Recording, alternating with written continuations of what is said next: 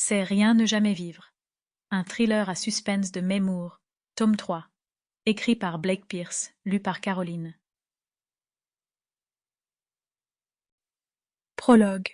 Main dans la main, Alyssa et Dylan titubaient sur le sentier qui menait dans les bois, en riant aux éclats.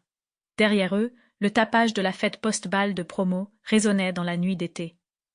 Alyssa entendait des rires, des vociférations alcoolisées et le bruit de la musique provenant des haut-parleurs installés dans le pavillon au bord du lac.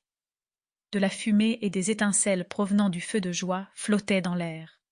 Devant eux, la forêt était fraîche. Les feuilles vertes bruissaient. Une racine d'arbre manqua de faire trébucher Alyssa. Elle se colla à Dylan en hurlant de rire, heureuse d'avoir une excuse pour se cramponner davantage à son bras musclé et robuste. « Pas si vite! J'ai failli tomber !» l'avertit-elle. « Excuse-moi. Tu vas bien ?» demanda-t-il en glissant son autre bras autour d'elle. « Ça va » chuchota-t-elle en se blottissant contre lui. Il avait enlevé la chemise qu'il avait revêtue pour le bal.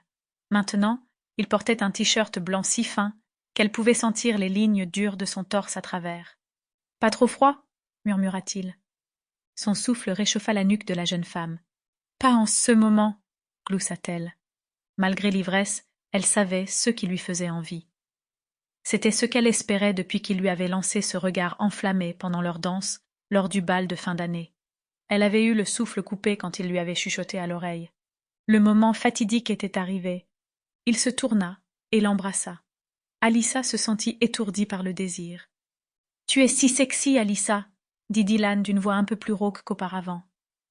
Ses lèvres effleurèrent sa joue. Le cœur d'Alyssa martelait bruyamment dans sa poitrine. Elle le connaissait depuis la maternelle, mais être ensemble maintenant était parfaitement naturel. Ils étaient faits l'un pour l'autre, elle en était sûre. C'était le destin. Dylan interrompit le baiser et avala sa bière. « Et si on s'asseyait ici, un moment ?» suggéra-t-il. Ils étaient allés plus loin dans les bois qu'Alyssa ne l'avait réalisé. Les bruits de la fête s'étaient estompés. À présent, il y avait une odeur de mousse désagréable.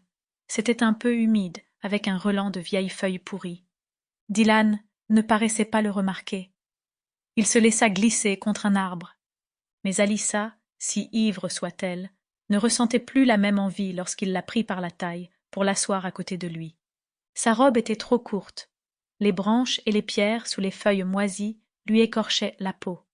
Elle ignorait jusqu'où aller avec Dylan. Elle l'appréciait vraiment beaucoup, mais il avait la réputation d'être un tombeur.